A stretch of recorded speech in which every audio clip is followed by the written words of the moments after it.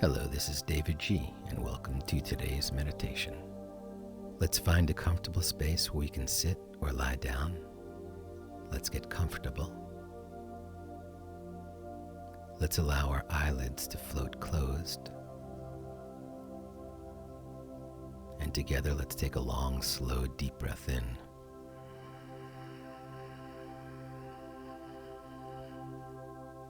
And gently let that go.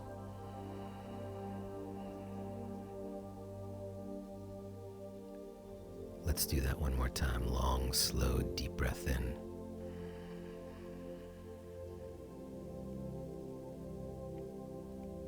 And gently release it.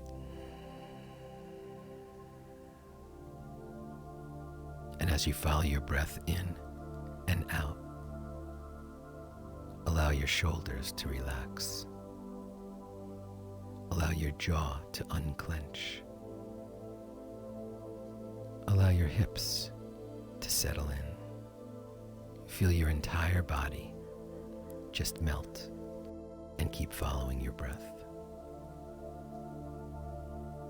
In the Yoga Sutras, Patanjali explains and identifies 5 obstacles. In Sanskrit, 5 is pancha, and obstacle is klesha. These are the pancha kleshas. It's a term from Indian philosophy and yoga, meaning the 5 poisons, afflictions, or obstacles. These are mental states that cloud the mind and manifest in unwholesome actions. Kleshas include states of mind such as anxiety, fear, anger, jealousy, desire, depression, and stress. In the 2nd chapter of the Yoga Sutras, the Sadhana Pada, Patanjali outlines the means to liberation and discusses the kleshas, or obstacles to that liberation. The 5 obstacles are ignorance, egoism, attachment, aversion, and clinging to life. Patanjali further states that the goal of yoga is not to obtain something that is lacking. It is the realization of an already present reality. Our yoga practice removes the obstacles that obstruct the experience of samadhi, or that state of complete harmony with the universe. Patanjali explains how each obstacle can be resolved. So let's address a few of them, so we can take our lives to the next level. Let's bring our attention to the very first one, ignorance, known in Sanskrit as avidya. Avidya. Our first affliction is our lack of awareness and our disconnection from the truth. To cultivate our awareness, consider how often you do the following: mistaking the impermanent for the permanent, mistaking the impure for the pure, mistaking pain for pleasure, and mistaking the non-self as the self. These are all our basic forms of ignorance. For example, mistaking the impermanent for the permanent. Everything in life tends to change. Take a moment to look back on your life from childhood to the present and see all the things you thought you could never live without. Yet after each hiccup, you manage to readjust. Hold that acknowledgement, that sense that change is the only constant. And with this awareness, change is more understandable, a little less scary, and easier to embrace. One of the more powerful obstacles in our life is attachment, known in Sanskrit as raga. This 3rd klesha, raga, is all about desire. All of us have experienced this. We are all attached to something: an item of clothing, a pair of shoes, a yoga studio, a supermarket, a political party, a sports team, a partner, a friend, a loved one, a practice, a job, an object, a pet, a food, an iPhone, or a droid, a company, a phrase, a TV show, a musical group, a teacher, a way of doing things. We all have desires, and we are all attached to them in some way. The teachings tell us that our desires become constrictions when they create suffering, when you want something so much that it hurts. A nourishing need or want is one that leads to happiness, a sense of fulfillment, an uplifting of others, a merging into divinity. Let's explore a process to detect our attachments. Observe your mind right now. What is it drawn to? What does it settle on? And now recognize the desire you feel. It may even be located in a certain place in your physiology. And let's give this feeling a name and a space inside you. And right now, create some space between you at your core and your desire, your attachment to it, your need to have it in your life. Just put a little bit of space. Even give yourself permission right now to not follow through with this desire. How does that feel? What does that make you feel? Just sit with it for a few moments. The opposite of raga, attachment, is dvesha, aversion. In addition to our desires, there are also plenty of things we don't want. Things we've even reacted to negatively because we've experienced it once before. We don't want certain weather or food or noises or topics of conversation or visual images or people in our life or certain behaviors. Dvesha can also be interpreted as an avoidance of something or feeling of dislike towards something. And the ego is usually involved in this choice. For instance, when we are challenged out of our comfort zone by a pose in our yoga practice, we may encounter this sensation of dislike. When we are subjected to an actor we don't like in a movie, or a politician whose beliefs we reject, or a song we are sick of, we create a blueprint of rejection. Uncomfortable as it may be, sometimes a lesson lies in taking that step that takes us to a new ground, out of our comfort zone, to new possibilities, expanding our boundaries. So let's explore. If you usually want to challenge yourself, what would it feel like to take a step back? If you usually don't like to challenge yourself, what would happen if you did? To step out of a state of aversion is to step out of your ego's comfort zone. Being pushed around by our ego and its yum yuck choices is a vicious, never-ending cycle which creates suffering. Here's how we can disrupt or break the cycle. Right now in your mind's eye, identify one behavior, any behavior, ideally choose a small one, and change it right now, or eliminate it and replace it with something else, any other behavior.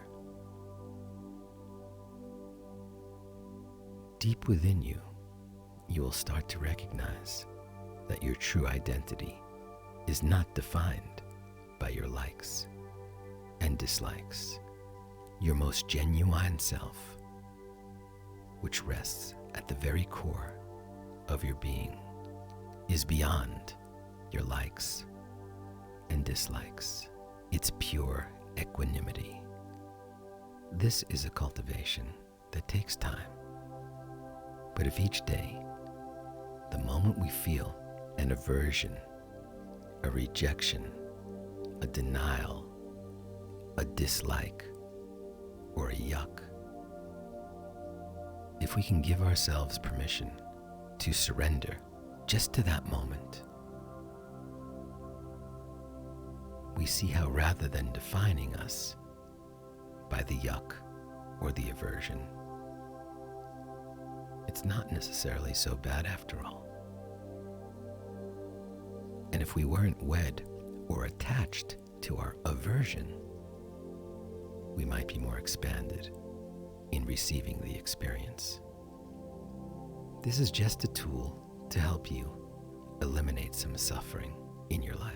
And let's take it deeper by immersing into the stillness and silence that rests within, not disconnecting from the outside world, but rather connecting to our most divine self, our Brahman, the Godhead that rests within. We'll do this by turning on our soul light. We'll use the mantra Jyoti Karuna Nama. Jyoti Karuna Nama. Jyoti is light in Sanskrit. Karuna is compassion. And Nama is the self, ever turning back inward on itself. Jyoti Karuna Nama. We'll silently repeat Jyoti Karuna Nama. And as you repeat it, even though you're repeating it silently, it may get louder or fainter, faster or slower. It may even become jumbled or distorted. However it changes, continue to repeat it innocently. Don't feel the need to force or concentrate. Keep repeating it, and when you realize you're no longer repeating it, effortlessly drift back to Jyoti Karuna Nama. If you notice that your attention has drifted to a mood or a feeling or an expectation about the practice, that's okay. Treat that as you would any other thought and gently drift back to Jyoti Karuna Nama. I'll watch the time, and when you hear me ring the chime, just sit gently with your eyes closed. So let's begin.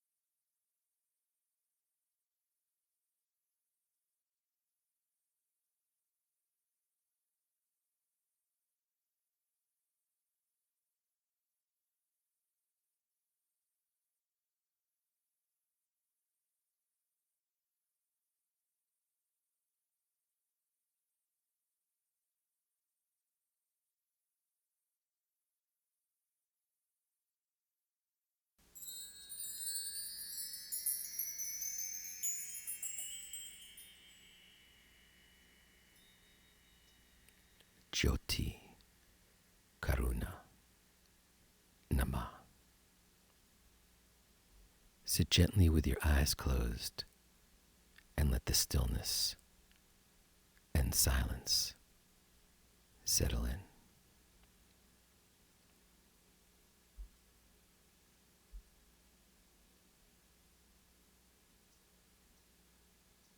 And now take a long, slow, deep breath in.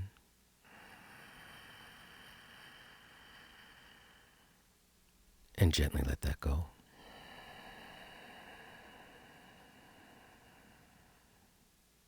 Let's do that one more time. Take a long, slow, deep breath in.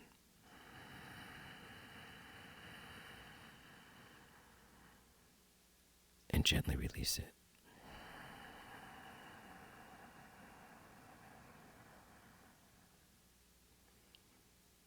And now let's seal this meditation and the stillness and silence we've connected to by chanting the hymn of the universe, Om, just one time together. Take a long, slow, deep breath in.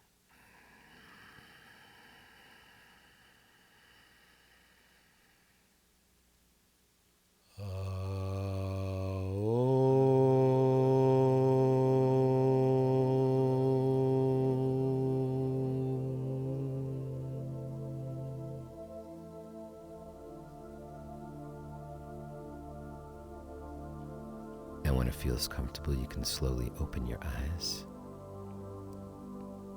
You can look around at the tens of thousands who shared this collective consciousness with you.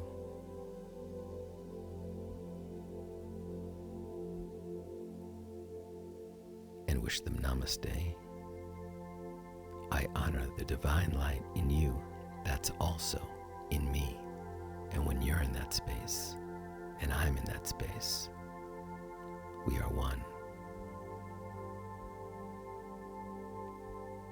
As you move throughout the day, this week, and forever, notice as you bounce between raga, attachment, and dvesha, aversion, what you are drawn to and then hold on to, which creates suffering, and what you resist or reject, which creates suffering.